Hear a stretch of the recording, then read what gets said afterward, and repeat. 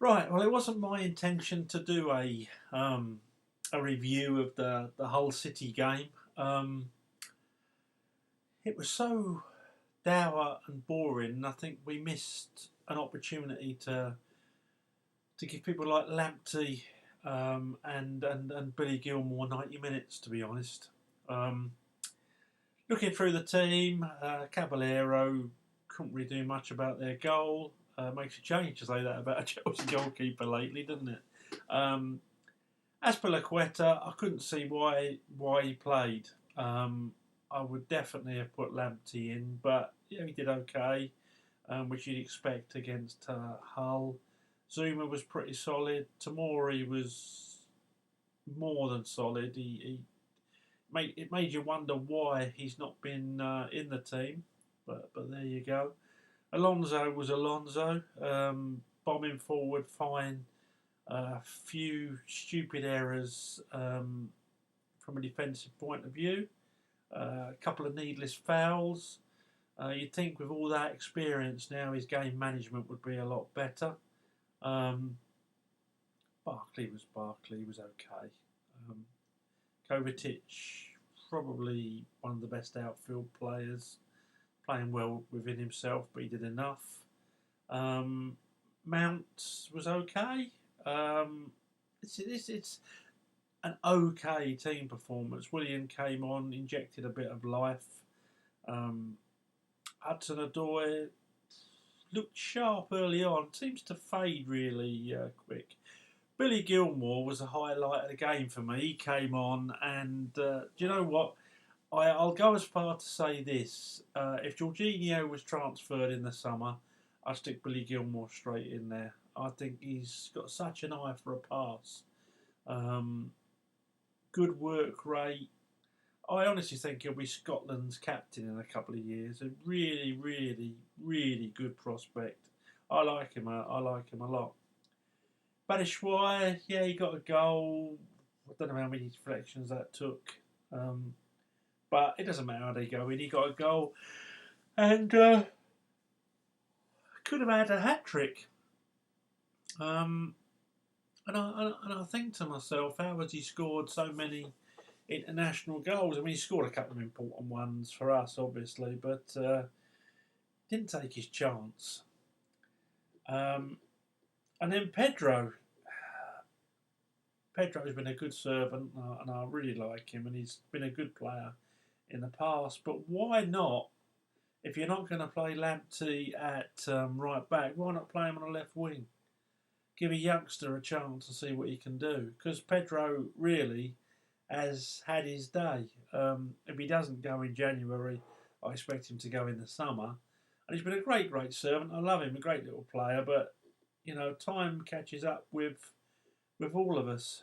So when I look at the subs bench, which I'm doing now, Christensen, William, Cumming, Emerson, Gilmore, Lamptey, and Matson, I think it's a shame that Lamptey, Gilmore, and Mateson didn't start. Um, but there you go. So yeah, we managed to just crawl over the line when we should have been maybe 6-0 up at half time. But it just goes to show how poor we are in front of goal. Batshuayi, Hudson Odoi, Mount, Barkley should all have had goals. Tamori took his goal well, by the way. About a perfect header. Heading downwards, what I was saying in another video, always when you're coaching, head down. I hope Tammy Abraham was watching that.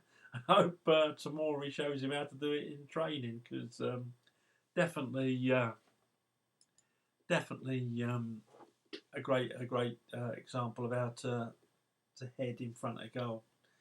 Um, and the transfer window. Um, what can I say? Do I think we'll sign anyone now? I'd be shocked, really.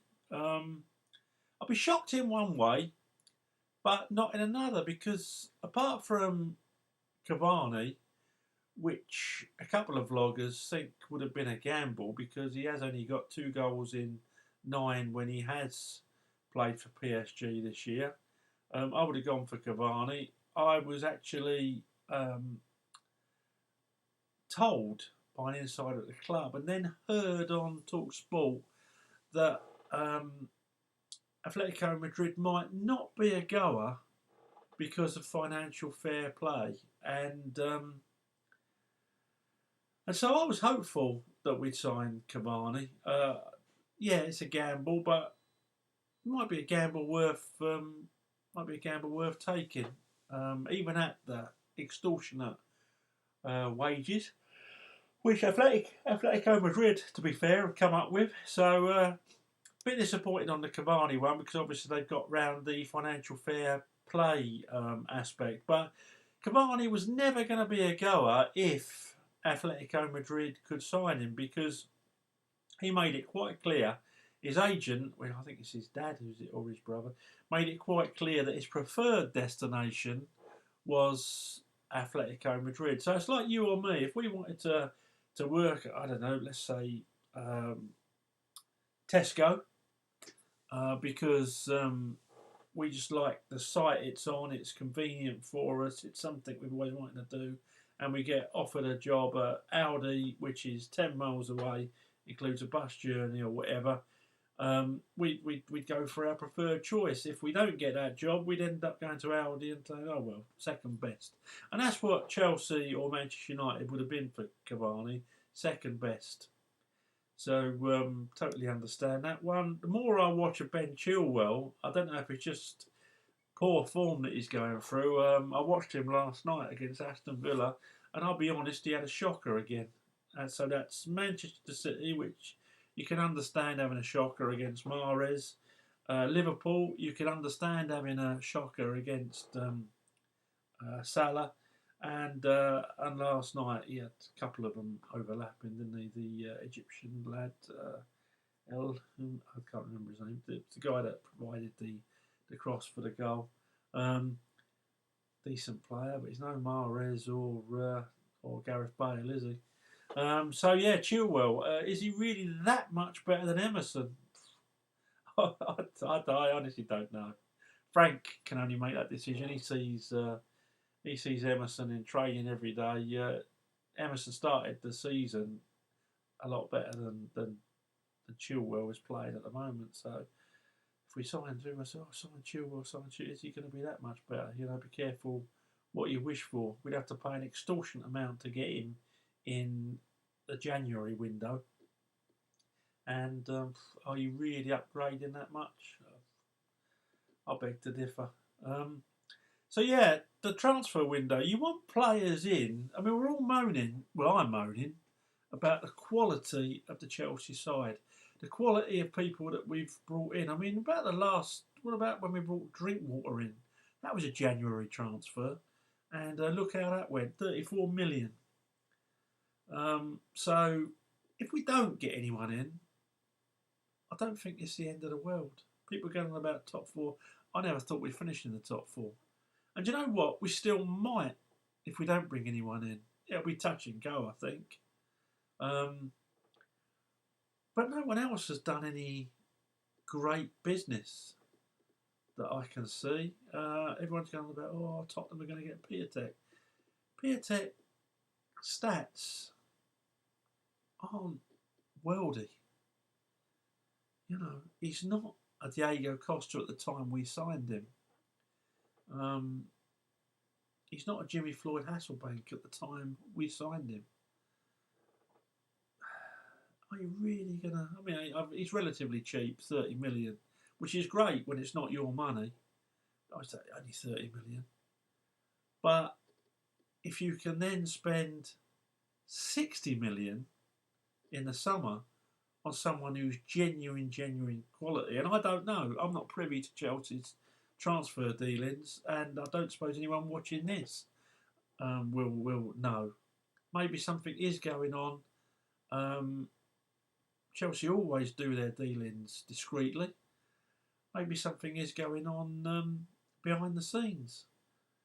But the Twitter hysteria because we haven't signed someone is mind-numbing. I thought my bonce was numb enough, but looking at some of these people, staggering. but that's social media for you, I suppose.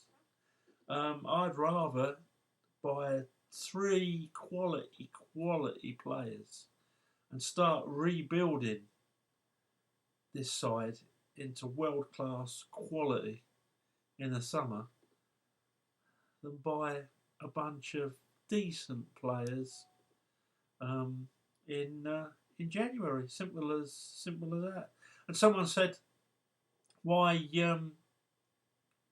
why did we bother getting the transfer ban turned over if we weren't going to buy anyone? Well, it's because it gives us the option to buy someone if a world class player becomes available at the right price. I watch all these vlogs. I was sort of inspired to do this when I was watching the old 100% Chelsea vlogs, and a great bunch of lads they were, and found it informative. And I also watched that George Benson vlog. If you haven't seen it yet, give him a look out. And Nini, look at Nini. He does some good stuff at Blue Lions TV. But George Benson said he can't understand it either because it's like being grounded. Your parents ground you for 2 weeks, and after a week they say, "Oh, you can have the keys to the car back and you can go out," and you say, "No. You said 2 weeks." So I'll take that. I'm not going out for another week. You like to keep your options open. In George's scenario, a tasty young lass becomes available for you to take out. Not me. Some of you younger blokes. Sound like Prince Andrew then, didn't I? Yeah, tasty young girl comes out, and you young lads get the chance to take her out in your second week. You're going to, aren't you? Same with Chelsea. They get a chance to buy a world-class player. They're going to. But if it doesn't crop up, then so be it. We didn't expect to be able to buy, so why the hysteria? Calm yourselves down.